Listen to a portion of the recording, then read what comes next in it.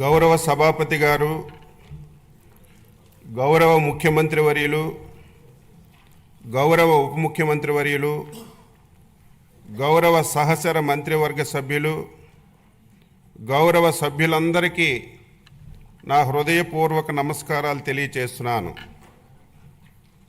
దేశానికి అన్నం పెట్టడం కోసం అహర్నిశలు కృషి చేసే రైతన్నలకు మనసారా నమస్కరిస్తూ వ్యవసాయ బడ్జెట్ ప్రవేశపెడుతున్నాను.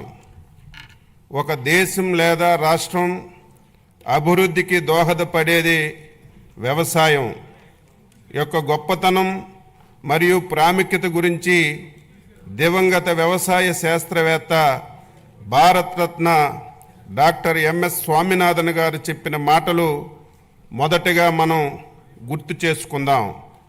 వ్యవసాయం మేధోపరంగా, సంతృప్తిపరంగా మరియు లాభదాయకంగా మారితే అది ఉద్యోగ ఆధారిత ఆర్థిక వృద్ధిని ప్రేరేపిస్తుంది. వ్యవసాయం కుంటుపడితే మరే రంగం సరిగ్గా జరిగే అవకాశం ఉండదు.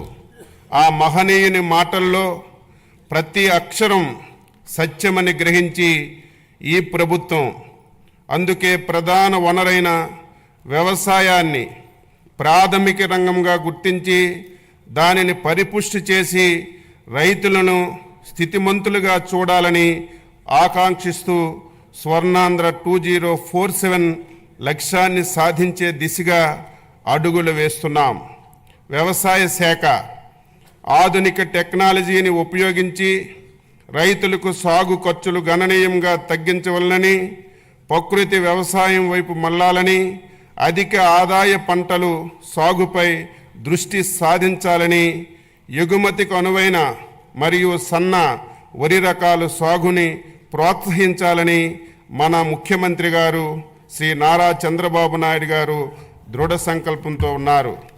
వికసిత్ భారత్ 2047కి అనుసంధానంగా మన రాష్ట్ర ప్రగతి పదంలో ముందుకు నడిపించి 2047 నాటికి $2.4 ట్రిలియన్ ఆర్థిక వ్యవస్థగా మార్చాలని, ప్రజల తలసరి ఆదాయం $43,000 సాధించాలని ప్రభుత్వం లక్ష్యంగా పెట్టుకొని 10 మార్గనిర్దేశక సూత్రాలతో స్వర్ణాంధ్ర 2047 ప్రణాళిక రూపొందించింది. స్వర్ణాంధ్ర 2047 మార్గనిర్దేశక 10 సూత్రాల్లో ఫార్మర్ అండ్ అగ్రిటెక్ అనేది వ్యవసాయ రంగానికి సంబంధించినటువంటి సూత్రం.